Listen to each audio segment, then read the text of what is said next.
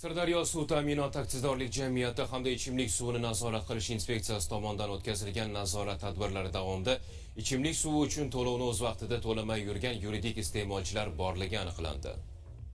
Ushbu iste'molchilarning manziliga borib qilingan hisob-kitoblar natijasida esa ularning ichimlik suvidan katta miqdorda qarzdorliklari yuzaga kelganligi ma'lum bo'ldi. Xo'sh, ularga qanday chora ko'rildi? Muxbirimiz Mahfurat Xudoyberdiyeva mavzuni davom ettiradi. O'rganish nazorat tadbirlarining dastlabki manzili Guliston shahridagi boshqarmalardan birining binosi bo'ldi. Ma'lum bo'lishicha, mazkur yuridik iste'molchi ichimlik suvi uchun to'lovlarni o'z vaqtida to'lamagan. Shu kabi holat yana bir boshqarma va uning hududiy bo'limlari faoliyatida ham aniqlandi.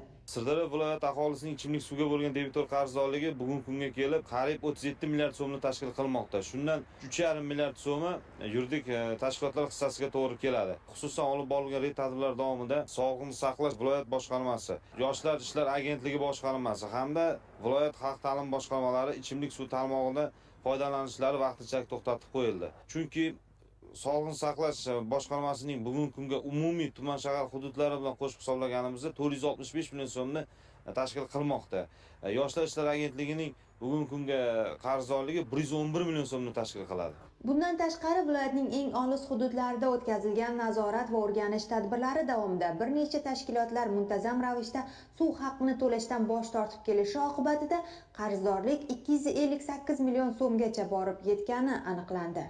Byudjet, nobyudjet tashkilotlari, sanoat korxonalari tomonidan ichimlik suvidan noqonuniy foydalanish, ichimlik suvidan yuqori qarzdorliklari bo'lishi qaramasdan to'lovlarni o'z vaqtida amalga oshirmaslik holatlari uchramoqda. Shunday ko'rsatkichlardan biri Sirdaryo viloyatining Sardoba tuman maktabgacha ta'lim tashkilotlari, mahalla bo'limlar tomonidan ichimlik suvidan yuqori qarzdorlik borligi aniqlandi.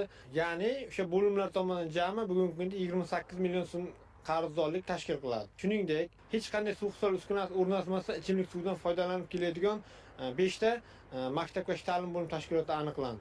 Ularga nisbatan ma'muriy jarima rasmiylashtirildi. Shu tariqa viloyat boshqarmalari hamda hududiy tashkilotlarning mas'ullariga ham tegishli choralar ko'rilishi belgilandi. Bu esa yuridik iste'molchilar ham o'z majburiyatlarini unutib qo'ymasligi uchun saboq bo'lishi aniq. Zero suvning ham o'z hisobi bor.